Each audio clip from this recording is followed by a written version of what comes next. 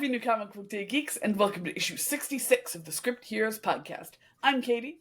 And I'm Joseph, and today we're going to be talking about books Arcbound, issue 4, Batgirl, issue 5, Two-Face, issue 4, Hyde Street, issue 4, Living Hell, issue 4, and new series Blade Forger, and its first issue. Very, very exciting. Make sure you hit subscribe to add us to your pull list, and let's jump right into Batgirl. Let's do it. Batgirl, issue 5. This is coming at us from writer Tate Bromble of Christopher Chaos, House of Slaughter, and Green Lantern Dark. The pencils are done by Takeshi Miyazawa of Miss Marvel, Spider-Gwen, and Silk. The inker is Wayne Foucher. The colorist is Mike Spicer. And the letter is Tom Napolitano. And this is the penultimate issue of the first arc of Batgirl. So, Katie, you're a pretty big Batgirl Cass fan. I mean, everyone behind me is Barbara, but yes, I love Cassandra Cain. Yeah. And this issue was, I think, a little bit interesting compared to the previous issues in that it was a little bit more plot movie and a little bit less constant talky. Yeah. So, you know. In fact, it did something very similar at first to issue 4 of Ain't No Grave, where it was a very silent start to the issue, which I thought was phenomenal here. I think that this is, in the ways that Ain't No Grave maybe didn't land that stylistic choice, it works so well, one, with Cassandra Cain as a character, and two, with what is happening in the book, which was her infiltrating this like ninja hideout, and it didn't overstay its welcome. It was so good. Like, just to jump right into it, Takashi Miyazawa's art, I absolutely loved in this issue. We got so much good, like, Cassandra emotion from, like, her kind of grim seriousness in the infiltration to the, like, really raw emotion during her, I'm not going to say what happens, but during her dream sequence. You get a lot of really good emotion there, which is also where a lot of Tate Bromble's writing for Cass came in. And it was such a good month for this book because you got to dive into those Cass emotions. Cass admits herself she's not normally good at expressing those. And I think that Bromble did a really good job of finding a way to excuse putting Cassandra's emotions on the page. Because it's not like she's just bad at expressing that to other people. She just doesn't have the vocabulary for that and isn't the type of character to just kind of ramble out her feelings. So even in like captioning and stuff, it's tough to get good emotional beats for Cass because she is so like solitary and it's such an important part of her character that she doesn't have like ready access to dealing with and giving verbiage to these emotions. So I think they did a really great job with that. The art was really wonderful in this one. Yeah. We get a couple of really badass scenes, and the way that they weave Shiva in all of those scenes, I think is really well done. This is this book's best issue, in my opinion. I know. Like, I think I think it's easily the best issue of the series. I don't think there's much of a debate to be had there. I'm sure some people will, but not between us at least. Exactly. How'd you feel? I want to start right off the bat with my like unimportant gripe, but my slight little gripe right off the top, because it does happen at the very beginning of the book, and then we move into what is a phenomenal issue. The way that the last book ended was Shiva's follower going to rescue her and Cass tagging along on his motorcycle. And then the follower just leaves her to do it. And the thing is, not even like leaves her to do it, does not appear. Well, he appears in the beginning on the bike, and then lets her off at the opening to the cave, and then exactly. But like he does not go in or anything. And has no dialogue. Has no. He's not like prominently on the panel. I was mostly distracted by, I love when people draw motorcycles really well. So I was like staring at the motorcycle. I'm like, ooh, that's a pretty motorcycle. So I didn't even notice him on there because it's not like he's like waving goodbye in the middle of the panel or anything. Most of the panel is Cass walking up to the cave. Yeah. He's in 2 panels before that on the bike with her. And then But at any point, the point... It felt very weird, especially when he was like a character that had stuff going on in the previous issues to some. it was a very odd decision to ditch him entirely. It Yes. does give us a great issue, so I'm Yes, not yes. overly mad about it. But it was something I was very confused about at the very beginning of this book, so I wanted to hit on it. But I think you hit on the fact that this is just really an issue that lets Miyazawa like go nuts. Like this is a showcase issue for their artwork, which is so phenomenal. You get these great. We talked about just the visuals of the Unburied in general. There's such a cool, visually stylistic. Gang's the wrong word. Clan, I guess. Clan is probably the correct terminology. But they're so cool stylistically. They have such a good vibe versus like a lot of the other just assorted black ninjas or black or green ninjas that are like across DC's various groups. So I really, really like that. And you touched on like all the emotion that we end up getting in kind of the back half of this issue. And it's nicely broken up like that. Like it's kind of the reverse of how you typically get an issue where it's like, oh, all the character build up and then big action sequence at the end. It's more of action sequence lead into the big character beat that then leaves us at a cliffhanger that sets up the huge climax of the book for the next issue. It's got me so excited for the next issue. Yeah, agreed. And we complained about issues, specifically issues 2. This is 5. So yeah, 3 and 4. We complained about issues 3 and 4 kind of being a little too stuck in one place and not doing a lot of plot movement. They needed an issue like this after that because they had kind of backed themselves into the corner, but they executed it very well here in the amount of plot that they were able to cover. So I thought, similar to you, this was a phenomenal issue. Amazing. Yeah, good stuff. Are you ready to go talk about Two-Face? Yeah, let us know your thoughts on this issue below, and if you are excited for the next arc as well. That's right. All right, Two-Face issue 4. This comes to us from writer Christian Ward of Bloodstained Teeth, ODY-C, Odyssey. That's definitely Odyssey. Yeah. I'm a dumbass. And Batman City of Madness. The artist is Fabo Veras of Harley Quinn, Black, White, and Redder, and DC's Ghouls Just Want to Have Fun. The colorist is Ivan Plesiencia, and the letter is Hassan Osman Alao.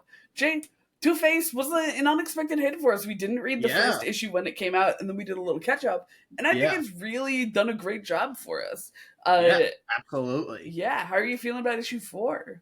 This I'm gonna land similarly overall to the last issue. Like I think this is the best issue of the series by Agreed. far. Like this brought back what we loved the most about the first issue of like, oh, we have this courtroom framing for this weird character, and I love that. But now it's a dreamscape, and he's being tried by like bad side Two-Face in a courtroom about not taking responsibility for Two-Face's actions and instead putting them on the scarred side, which is literally you've been harping on the whole like build of why this book is so good, is that it's not like absolving Harvey of his sins. And that's confronted head on in this issue as we get this great courtroom back and forth. We get this awesome backstory for Harvey that's very, very like Hulk adjacent of the like earlier forming of the. I don't know if that's been established before in DC. I was gonna ask. I have never seen like a concrete backstory for Harvey. No, I don't think it's ever been established before that he had a split personality before the accident, which is why I said it's very Hulk-esque. Where it was the same thing where like at some point they were like, well, we have a split personality character. Why don't we make that have always been a thing? Because that's a good story thing to do. Yeah. And it works really well here. And it just gives us this great issue where just like we talked about in the last issue, like it gives the artist in this issue so much to do. It's Fabio Veras. Fabio Veras, yeah. Like they get to just eat in this book and do these cool dreamscape-esque layouts and really trippy sequences. There's a lot with like actual halves of Harvey, like especially the face half like being a half, despite the. It's just so really, really cool and trippy, and it gives.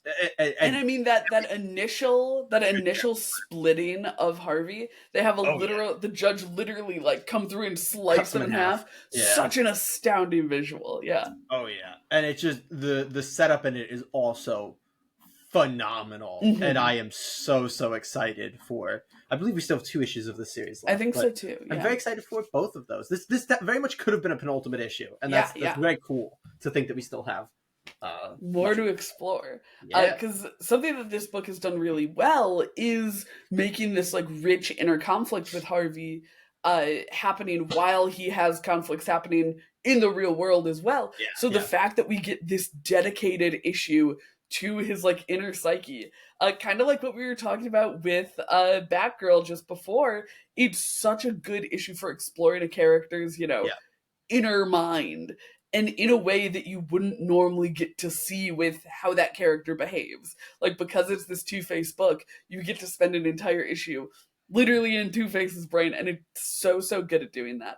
Oh, yeah. I also gonna want to give huge props to the colorist Ivan Plasencia. It's so great because the backgrounds of all of these pages, you can see the designs from Fabio Veras back there, but like that gorgeous like cosmic coloring and the really Oh, yeah. bold like colors of Bad Harvey, so good. He makes the Harveys feel so separate, and I think that it's really great how otherworldly, like you said, this dreamscape gets to Yeah. look. It's all. I think we talked because we've had a few sequences in the streamscape in the other issues Yeah. very sporadically. We've talked about how sick they were and like how much they were highlights of those issues. Getting a Yeah. whole issue here is I think what this series really Yeah, and I was think that's begging something for. that can be really dangerous to take if something that's a highlight of an issue and then make it into its full issue. Like, Yeah, then, yeah. you're all Overexposure. highlight, so it doesn't get to Yeah, highlight yeah, anything. But they did such a good job with it. And the characterization of Bad Harvey is so sympathetic here. Like, the fact that in this book, they make me feel like they really do a good job of convincing you that Harvey Dent is the bad guy, not Two-Face. To like they weren't separating them that way, but you know what I mean. Like, they're yeah. making it seem I like mean that's bad Harvey is this sympathetic figure as opposed to good Harvey. They do yeah. such a good I job want to with talk. that. I want to talk so much about the actual like ending Right? of But we that before we can't. get it. We get into like the ending, and then we get like what you call an epilogue that is kind of the like Mhm. cliffhanger Yeah. for the next. But the actual ending of this trial and how it works Yeah. is genuinely So one of those moments badass. that you're gonna see like clipped and put like anytime Two Face comes up, this is gonna be I think a panel that will be shared of him Yes. online Absolutely. constantly. And that's both from like the written dialogue on it and the incredible visuals, and I think that Yes. just stands out. Like this team is making what I think could very well be considered like The a definitive two Two-Face book. Two Face book, exactly, Yeah. exactly, and that's Absolutely really amazing. fucking impressive. Right? So good. Do you all think that good Harvey is bad? Like, where do you think the line is for Harvey Dent and Two-Face, or Harvey Dent and Bad Harvey? And, do you like that this is kind of turning that on its head? Or do you prefer a more kind of black and white Harvey Dent is innocent compared to his evil half? Where do you land on the Two-Face spectrum? Let us know down below. Yeah, but we have more books to talk about. That's Namely, right. we are talking about Living Living Hell. Hell coming up next, which is actually our one final issue Yeah. this week. So Let's see let's how it head on over. concludes. Living Hell issue 4. The writer and artist on this series is Caitlin Yarsky of Wonder Woman, Black Hammer, and Coyotes, and the letterer is Clayton Cowles. We've finally come to the end. I say finally like it's been a long series. We've come to the end of Living Hell, a book that we quite enjoyed, but we felt has been a little, especially with the last issue, a little bit focused, shifty. We get right into the ending here, and it things start to really heat up and go a little crazy. So Heat I'm up. interested to hear heat up. I'm It's interested a to hell hear how pun. you felt about this big conclusion. Yeah, I think that the conclusion does suffer a little bit from the shifting focus. Like, we Yeah. get the start of it. I was really into the interaction that Jerome had with the laundry lady, the I laundry loved it. demon. Yeah, That was so good, and him choosing not to kill her because he has this plan. So good. His plan, so well executed. Yep. But then, we get to that, like, is it even halfway point where Jerome kind of loses Miss O'Neill, by himself. the way, is the Yes, Ms. O'Neill. When he loses himself to the demon, and I'm like, oh no. Oh geez. All right. And then it becomes really Joe focused again. And I feel like because of the way that the middle of the series played out, we didn't really get a full story for Joe. Yeah. And we didn't end up with our full story for Jerome. So we Yeah. get to the end, and I really love his motivations and like the way that he handles himself in the situation he's put in, like later in the book. Um, Yeah. and I really liked his entire conflict leading up to that, and I really liked his interaction with Joe, but I feel like it was just a little emptier than it could have been. Like it Yeah. feels like it was the conclusion to that first issue's story. Yes. Yeah. Yes. And so Yeah. the middle felt like it kind of didn't have its place, which then made the end of this issue, which is, you know, the end of Joe's story, which is more the two middle issues, that felt like it was kind of coming at the end and kind of upstaging the end that I was really excited for, which was Jerome's story. So I think it's Yeah. the same thing as before, where this book suffers from how much I really liked the first issue and the first story they were telling. Yeah, it's interesting. I think firstly this is a very good conclusion looked at in a bubble. Like this is Yes. a Yeah. very good idea. There's good execution. Like you said, everything with Joe play, everything like it works out really well. The actual ending is really, really cool. Yes. Like Yeah. all of that, great. Where I land on it is I have a couple things about it. The first thing is that this feels like the ending to a father-daughter book, Yes. right? Yeah. And that's not what the book felt like. And it felt like, Right. firstly, we were following the father, and then we were following the daughter, and then we got the ending to a father-daughter book. And I was like, Yeah. I don't know that, you know, but my high-level thing is just, I think this needed more than 4 issues. Like, Agreed. I think that this was overly ambitious to fit into 4 issues. Agreed. Because everything that happened in this issue should not have happened in the same issue. Like, Yeah. we just jumped so much plot moved in this issue, and I was like, wait, but I want to stay on that moment. I want that, and like the mother comes back, and like that's really, really cool in the then way. she's gone But again. it's just like that. I was like, we did not need the mother in this issue. We didn't have the space for it. If we had more room, the idea is phenomenal, and it would have been really, really good. We did not have the room for it. And I think that ultimately came down to the focus problem, where if we were tighter on one of the 2 stories, the plot beat at the middle of this might have happened in the previous issue, and then we would get all of the build up to the really important conclusion. The way that the conclusion worked out, we couldn't really be on only one of them because we need both of those characters for the conclusion to work. Right, but if we were on both of them, like you're saying, if we were looking at that father-daughter story, because we do get another glimpse at their relationship in this one. And I thought that was really sweet and wonderful. They do such a good job of showing what their relationship was with the flashback. And then it makes me just wish that we had more of that going on instead of like all the stuff. It just feels to me like like it was like I don't have the space, and so I'm going to jump here and then jump there instead of trying to like get everything. It's like I think if this had 6 issues, this could have been like so phenomenal. Instead, it's very good with a lot of great ideas. But really great art. Like, oh, phenomenal art! Yeah, and like it even has like an ending that is obviously open for another volume. But it's like, man, if we get, especially if another volume happens, I will have just wished that this story was spread across the 2 volumes. Yeah, and I think that's somewhat unfortunate. But a lot of really, really great stuff in this issue, and overall, I still do really like. Me too. Living Hell. I was about to say In Living Hell. I don't know why.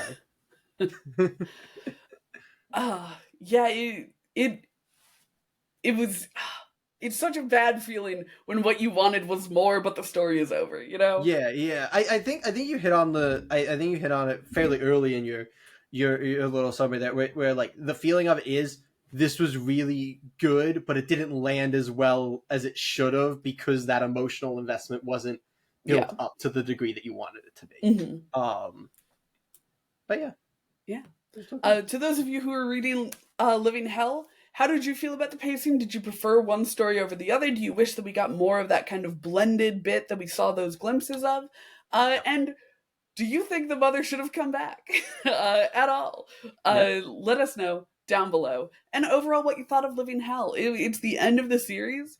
So obviously here we're not giving spoilers, but amazing ending. How did you feel about the ending itself? Spoilers abound in the comments. Oh yeah, you can spoil in the comments all you want, which is great because then we get to spoil it in the comments too. Yeah, exactly. Then we get to respond and give our actual thoughts on the spoilery stuff. Yeah. But yeah, what do we have up next? Is Arcbound up next? I believe Arcbound. Let's do it. Arcbound number 4. This has a few writers on board. This is Scott Snyder of Batman, the Justice League, and Nocterra, and Frank Thierry of Wolverine, Iron Man, and Harley Quinn, with special character development help. And by that we mean lending his face mostly, and definitely bidding for this to become a movie, Mr. Tom Hardy.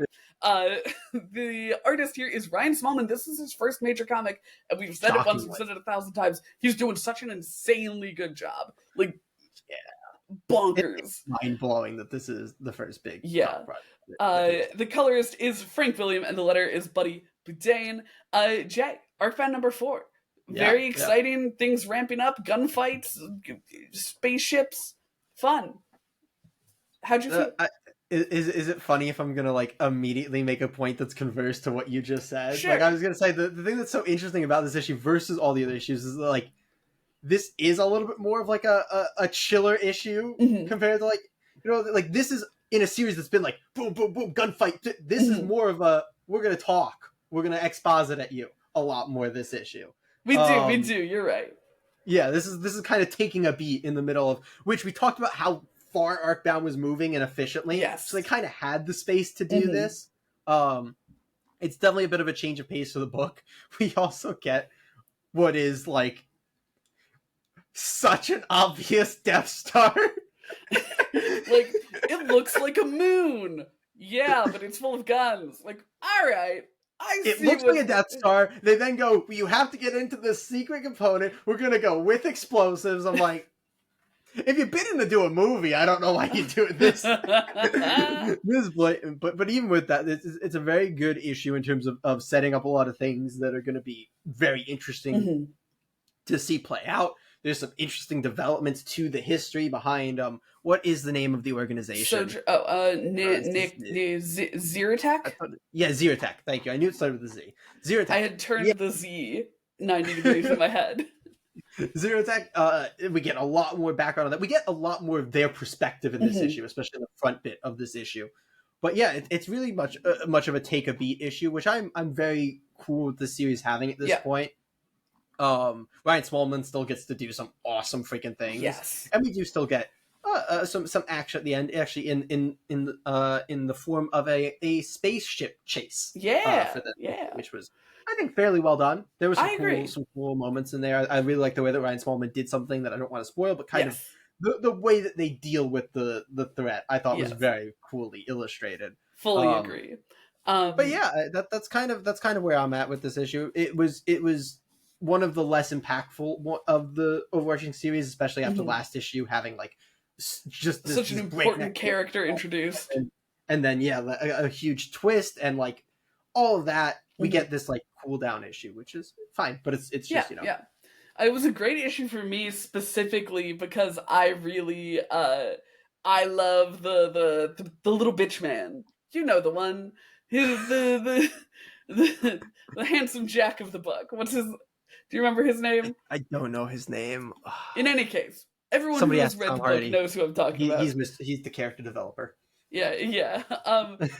We get more on him, which I quite like because I think that he's a really good antagonist for like I feel like the best antagonist for a kind of like gruff cool guy is a portrayed as equally competent but also kind of like blasé attitude guy. Like, it's such a good villainous dynamic for them to have. So I really like the way that they briefly interact and the way that we see him operating in the world around him. I will say, I think that one of the downfalls of this having more downtime in it is that it relied more on side characters who I had very little like memory of. I'm like, okay, I know that you're the weird scientist who like put him in the Ark, and that's good, and I know that you're the like kind of enforcer of the weird scientist, but they have a lot more going on than they have previously, which was a little disorienting for characters who we had already met and I had already kind of dismissed as like, okay, that's their part. They're long. Pulling them back up, and especially giving them, they have a big emotional beat at the end. I'm like, okay, I'm not quite, I feel like this man was sprung on me, and he's not given a lot of like, a lot of good charisma to immediately be like, oh, I forgot that like he's that important. but at least I still like him anyway. I feel like he was a little goofy to be reintroduced in such a central way and then given a really strong emotional beat. I was like, I don't know how to feel about this man with everything that's going on with him. I know I'm supposed to feel, but I just didn't quite land there. But like you said, really great spaceship combat, which also included spaceship designs, which Ryan Smallman does a lot of like uh, concept artwork, and I think you can Yeah. see that a lot in the really unique spaceship designs here, which was super And the duper fact, like, fun. this might be a weird comment, but they felt so three-dimensional in the sense that, Right? like, Ryan Smallman's very willing to, like, rotate them around, Yeah, knowing, yeah. like, what's at every angle. Hmm. And that's something you don't always see in comics, especially with, like, the big things like spaceships and stuff. Yeah. It's usually like, this is kind of what it looks like, and you're going to mostly see it Hmm. as this way. So Ryan Smallman's sort of like, turn it all Yeah. around, because, again, like you said, he's a concept. I'm sure he has, like, turnarounds of all, at Yeah. least in his head, whether or not they're actually on paper. Like, I'm sure he very much sees them Exactly. as, like, three-dimensional things, and it And makes it's it such a cool feel thing, like you say, a really very unique real. thing to see in a book. Yeah. But yeah, that's Arcbound. Those of you who are reading Arcbound, how do you think it would fare as adapted to screen? Because a lot of the charm of it Movie or comes TV from show? that's a good question too. A lot of the charm of it comes from Ryan Smallman's art. So how are we feeling if it becomes Make it an live animated action show and give CGI? him make him the lead designer. Boom. But then Work Tom for Invincible. Hardy. Does Tom Hardy do much He voice just acting? voices the cat. He can voice the. Every actor does voice acting now. They've stopped That's using fair. real voice actors. That is fair. That's You've got me there. Fair play, Mr. Jason Esky. But we have two more books to talk about. Let's jump over to Blade Forger. Let's do it. Blade Forger issue 1. The writers are Roy and Anaki Miranda. They work together on the series We Live. The artist is Anaki Miranda, who has also illustrated for books like Godzilla, Catwoman, and Harley Quinn. The colorist is Eva Dela Cruz, and the letterer is Dave Sharp. The most important question I have for you, Katie, before we get into the full review, Uh is did huh. you listen to the music as you read the book? So I did not, but I definitely wanted to touch on that because we've I talked did. before about the way that comics can kind of like, I don't know, use technology to up their game. We've seen it with like the QR code Justice League cards, with Yeah, yeah. the really terrible I thought Marvel this was QR really codes for cool. extra pages. I do think, even though I didn't end up listening to them because I was The reading first song on in my particular, phone the through second Global song's Comics. placement was a little weird because it was so late in the Mhm. book that you couldn't even finish the song by the time the book finished, and it was a Gotcha. moment that I didn't think needed as much. The opening song fit that moment. It was very like Rocky-esque music where Uh like you huh. felt like the journey like Yeah, going yeah, in yeah. because you felt. And I just put it on loop because I didn't know there was going to be another song, and I just listened Mhm. to it up until I got to the other song. And I was like, Love it made that. it a better experience. Absolutely, I was like, Hell this yeah. is making me in the right space for this like journey of this character going to this tournament. I was like, yeah. No, I love that. I love that so much because I think that anything that really grounds you in the moment of reading is such a valuable thing. Like I was reading in bed on my phone on Global Comics, so I was like, a QR code. But my QR code machine is what I am reading on. I was Um, reading digitally too. Finally, I was luckily reading on my laptop, so I mhm. scanned on my phone and then. So I think that that's a really great. I think it's a really great use of the QR code. I loved it. Did and I think that they did a good job. It didn't feel like intrusive in any No, way it was on the up in like page. the big Yeah, landscape in the corner. exactly. Which is something that I think could have gone wrong. I think that there are ways to kind of blend it in more, like if they made it a part of something, but then it would be Yeah, harder to notice and like pull from. So I think that they did a really good job of balancing it on the page, which is yeah, definitely, I would think, a concern that they had when putting it on there. So I agreed. didn't listen to it, but I do love the multimedia aspect. I do love trying new things in comics.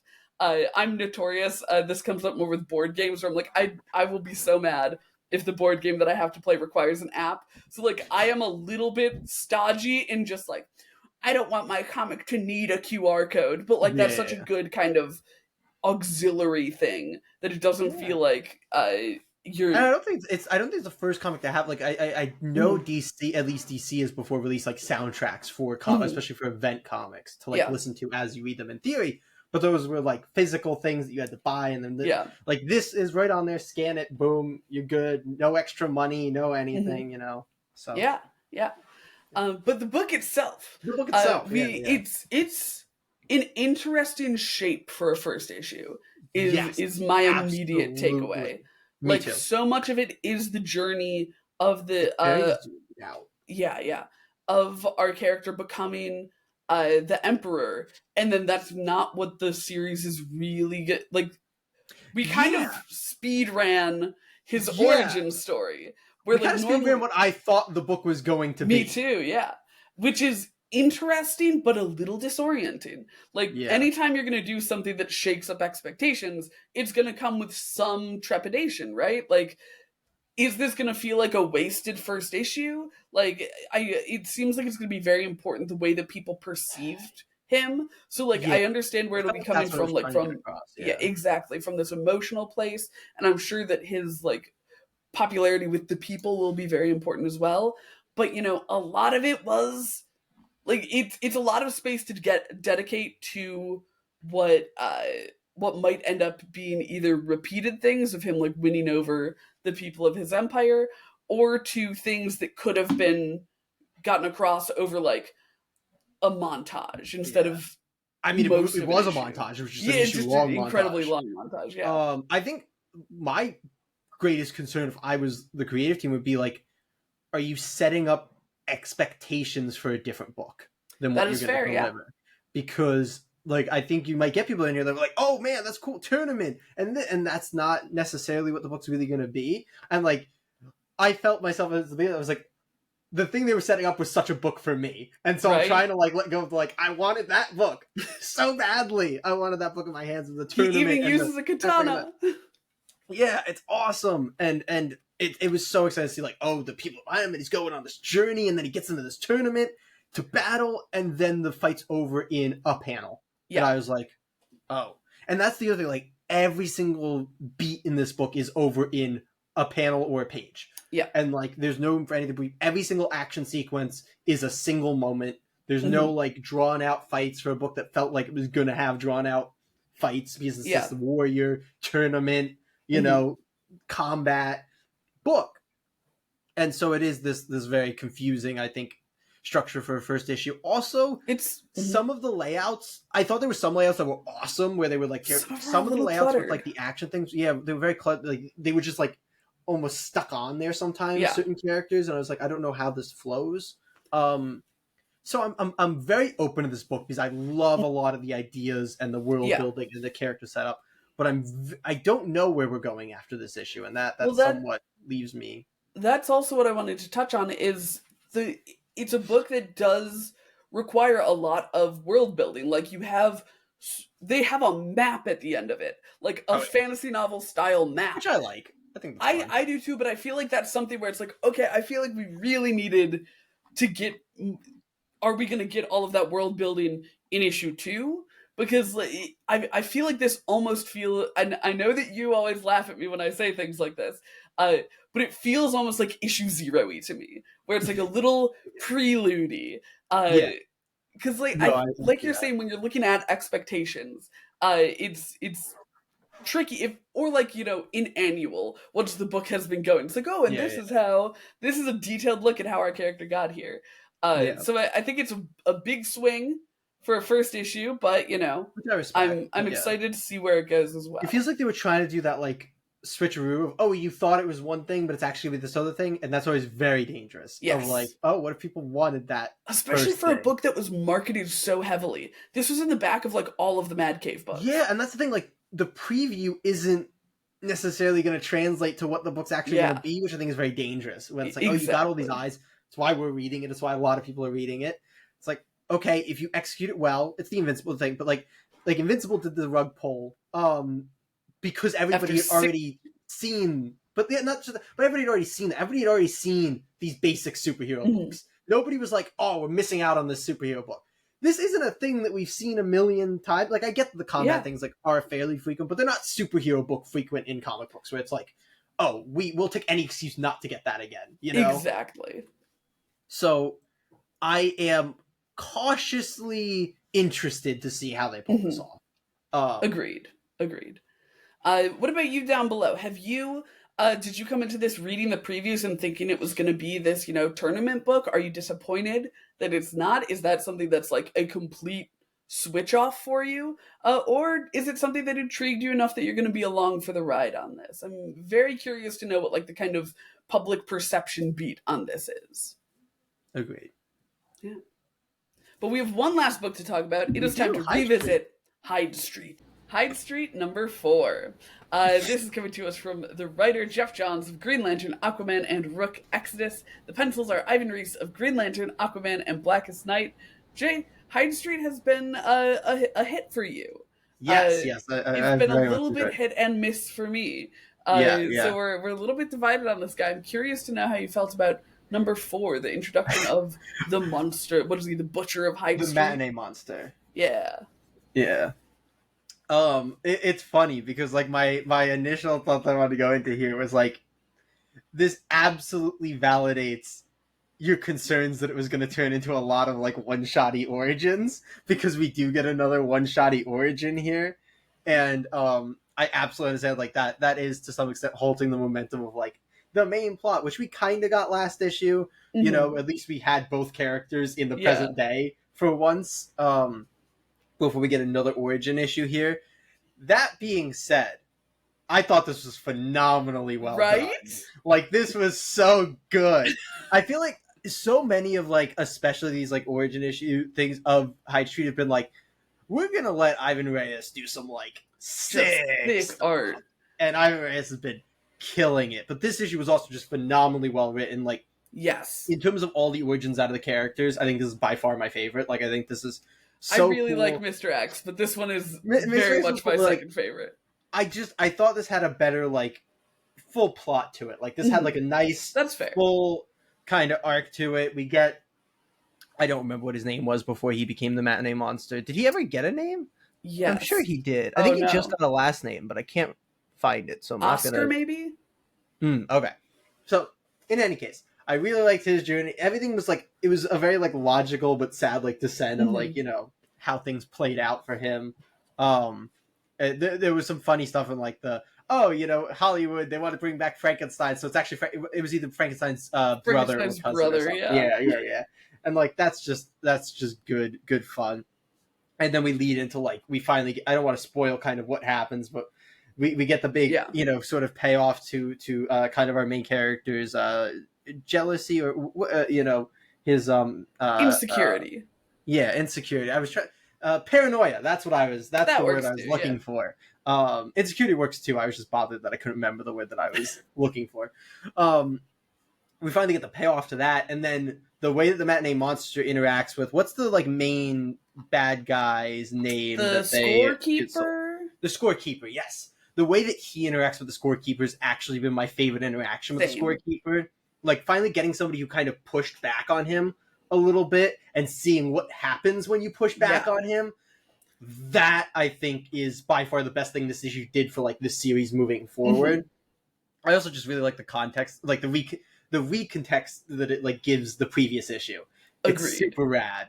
And then we also get quite an interesting little cliffhanger tease at the end of this issue. So overall, I thought this was a rad issue. It was a really, really well done one shot. But yeah, I certainly understand that they're being 4 issues in and having like one issue that maybe actually wasn't like a flashback, and that was also like a Christmas special issue is a little rough, but the team is just doing so well every time they do anything that it makes it hard to like have an issue with it, for me at least. Yeah, I think this issue brought me back to all of the same feelings I had with issue 1, where I was like, yes, really rad issue, really great issue. Ugh, but the series, like, this is possible. I think this might be my favorite issue of Hyde Street so far. I like agree. Issue 1 had other things going on aside from just like a cool origin for Mr. X. And this one just is such a good, like you said, it's such a good one shot. Like it reminds me more of Hyde Street Devour. Yeah, which was the actual one shot that they did, I think, for Halloween. I feel like this could have worked as like an auxiliary thing to come out, in addition. Honestly, it makes me wish that Hyde Street would lean in one way or the other. Like, if it was just a collection of these like horror one-shots, that would be awesome. If it was, you know, the story of Mr. X trying to get out of Hyde Street by like getting all of these souls so he can find his daughter, that'd be awesome. And I feel like it's doing both, which is a disservice to both. Yeah, So that's this was right. like a really, really cool issue. I think it had, like you said with Ivan Reis, some of the best visuals in the series so far. Like, I'm not gonna go too much into it, but the thing with the hood, with the Yeah, yeah. scorekeeper, oh my lord, Even so great. just like the makeup process of like him getting That in the was the Frankenstein second one makeup I was gonna pull. was The so well layers done of for something like you prosthetics. wouldn't think would be a cool thing to see in comic books, but it Mhm. actually really was. It really, really, really was. And I really liked the narration throughout this one as well. I think that that was done super duper well.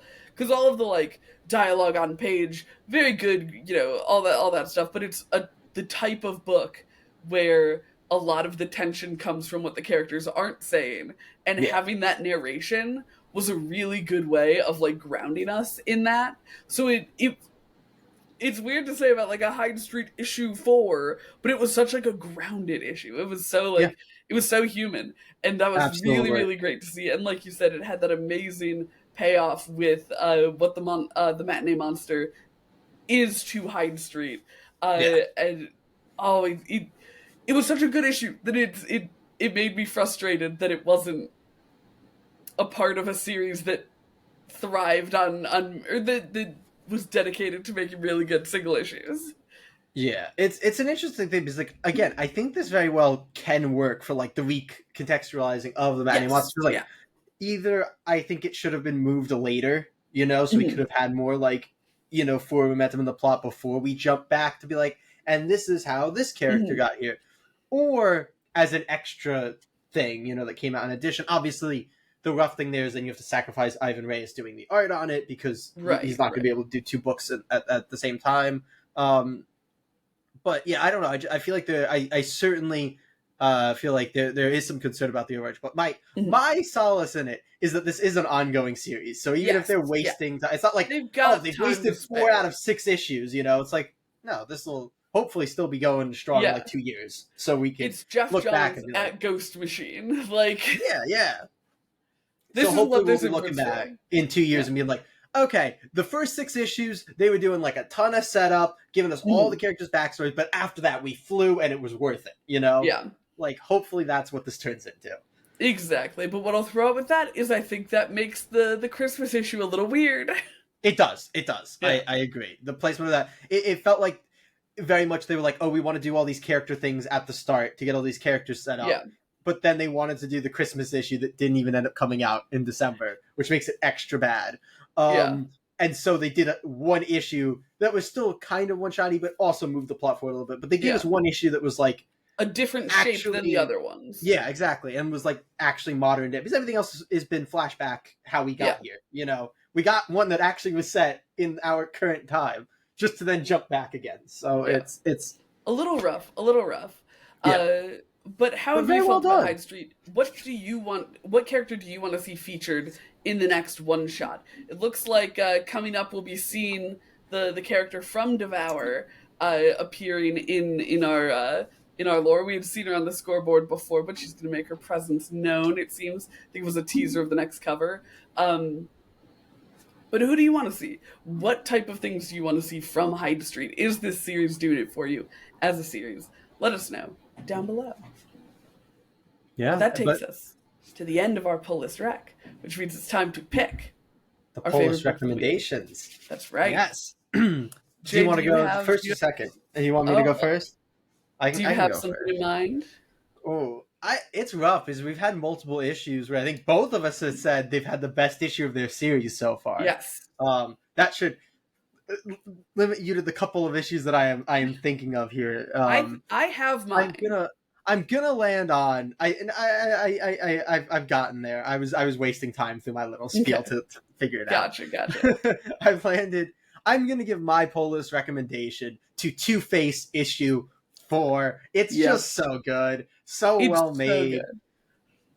good. Really, I mean, I think when we said the fact that it could end up being like the decisive Two-Face series, and honestly, this could be the standout issue of that decisive Two-Face story. So, Fully absolutely, agree. Two-Face issue 4 is my recommendation. It's mine as well. That's why I wanted to go second. But yeah, it's so good. It's so absolutely gorgeous. The creative team is killing it on this book. So definitely pick up Two-Face #4. But if you Yes, like what you heard in the other reviews, you know that there are a number of other great books this week that you should go grab as well.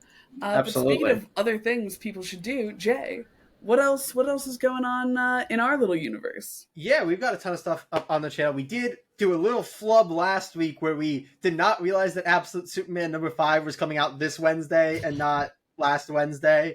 And so our Absolute Universe episode couldn't come out last week. It will be coming out this weekend, and that will be finally our, Our final conclusion. season finale. Yes.